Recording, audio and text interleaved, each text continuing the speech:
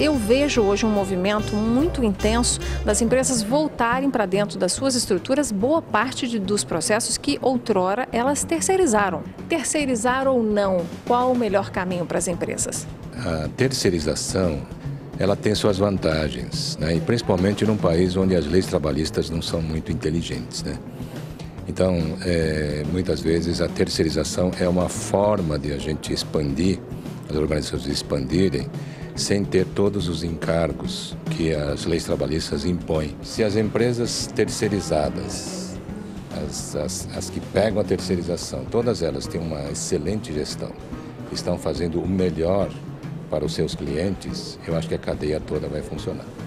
Agora, se nós terceirizamos só para baratear o processo, né? Só para evitar as leis trabalhistas, e faço isso de forma superficial, nós estamos comprando problemas para todo mundo, né? Para todas as empresas da cadeia e para o cliente final, que acaba sofrendo significativamente.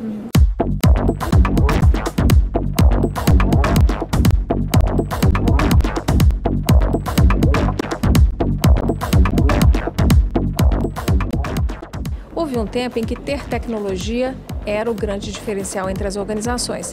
E hoje esse foco mudou para as pessoas, para os talentos. Só que é difícil atrair, é difícil desenvolver e é difícil reter talentos. Qual a sua sugestão? O ser humano está sempre no centro de tudo. E às vezes a gente se ilude com a tecnologia achando que ela está com um espaço que assegura, né, ou condições que asseguram sucesso continuado e tal. Não, sempre foi o ser humano no processo, né? Então a tecnologia sempre é neutra e o X está no ser humano. E hoje nós estamos vendo cada vez mais que o ser humano está ficando no centro de tudo. E com o crescimento nós temos até risco de apagão de pessoas, né? E aí que eu acho que nós temos que pensar sistemicamente, né? Desde as escolas, precisam se modernizar, precisam avançar para o século XXI. As universidades, as próprias empresas precisam começar a investir em treinamento de outro jeito. O próprio recrutamento e seleção precisa melhorar tremendamente, né?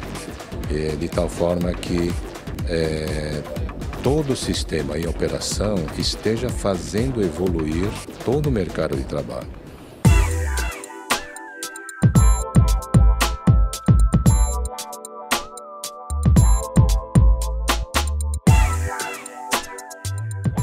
Sustentabilidade é hoje um assunto obrigatório dentro das empresas, mas eu vejo designers fazendo uma discussão que às vezes gestores ainda não estão prontos, que é discutir que hoje um produto não tem que ser apenas reciclável, mas na sua concepção ele tem que ser monomaterial para facilitar a complexidade do processo de reciclagem. Você acha que os gestores estão preparados para pensar esses detalhes da sustentabilidade? Eu costumo brincar e dizer que os líderes precisam se tornar designers. Aliás, por outro lado, todo designer é um líder, porque ele condiciona o comportamento humano pelo design que faz. Então, design é uma palavra-chave hoje em gestão, né? É algo que não está nos manuais, não está nas universidades ainda, em grande parte delas, mas é uma área nova em gestão. Então, se eu vou estudar administração, tenho que estudar design. E quanto mais genial esse design desse conjunto, melhor a empresa vai. Quanto mais pobre, eu vou estar enfrentando problemas seríssimos no dia a dia e tal, né? E essa visão sistêmica é que faz com que as pessoas comecem a pensar em coisas que a gente, por séculos, fizemos assim de uma forma não muito inteligente, né?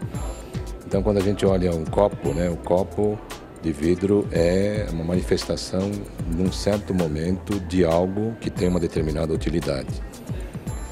Mas a gente tem que pensar que hoje, a gente tem que pensar desde a matéria-prima que gerou o copo, todo o processo, e o que vai acontecer com aquele copo depois que ele se quebrar. Ele, em tese, deveria voltar e fazer um circuito fechado, né? É nesse sentido que a ideia do monoproduto é a ideia de que eu tenho que fazer a produção de um jeito que eu consiga reaproveitar tudo. Será que alguma empresa conseguiria cumprir essa exigência? Eu acho que já tem muitas indo nessa direção, né? Eu vejo uma empresa, uma que é famosa por isso, é a Herman Miller, que fabrica móveis. todos os seus móveis, toda uma cadeira, por exemplo, né, de executivos, são cadeiras super sofisticadas, um design extraordinário, tudo é reaproveitável, né? É como se fosse um quebra-cabeça. Eu posso até reaproveitar uma parte que está boa, eu posso fazê-la voltar à produção. Então ela foi totalmente desenhada para isso, né? Concebida em relação a isso. Mas todos os pontos de sustentabilidade estão presentes nessa empresa, até a quantidade de oxigênio que tem que se renovar na fábrica e a quantidade de iluminação natural que aumenta a produtividade e o bem-estar dos próprios operários.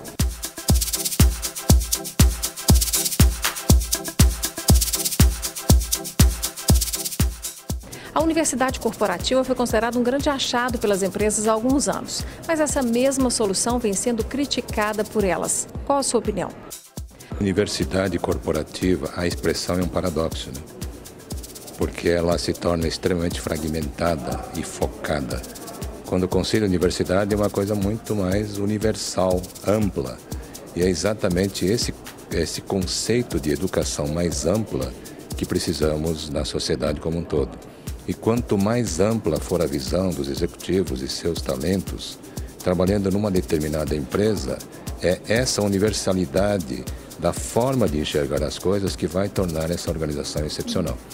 Quanto mais focado demais, né, e fragmentada for a visão, mais pobre será a criatividade e as soluções sob medida para as necessidades da sociedade.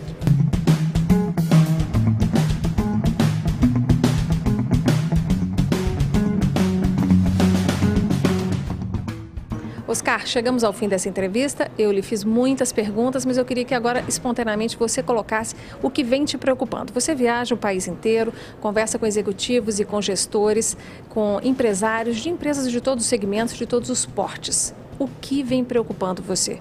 O ceticismo das pessoas em tudo aquilo que é diferente daquilo que a pessoa pensa, né? Isso é o que impede as pessoas evoluírem e crescerem. Então, eu acho que é o que mais me preocupa, que isso só a pessoa que pode mudar. Eu digo que as pessoas têm um mundo interno e vivem no mundo externo, né? Por exemplo, a verdade é externa. Ser verdadeiro, só a pessoa sabe, né? Vem do mundo interno. Então, essa ideia de abertura àquilo que está acontecendo, num diálogo você está disposto a ouvir efetivamente o que a pessoa está dizendo, né? E não só querer conversar com as pessoas que pensam igual.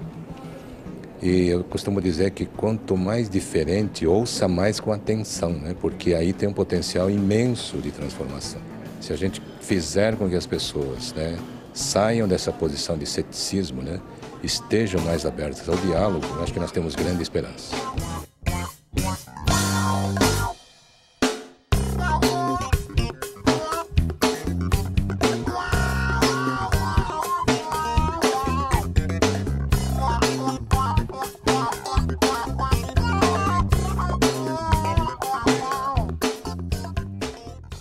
Nosso programa termina aqui. Eu espero que você tenha gostado da edição de hoje. Querendo rever qualquer uma das reportagens, acesse o nosso site pessoasdenegócios.com.br. Muito obrigada pela sua audiência e até semana que vem.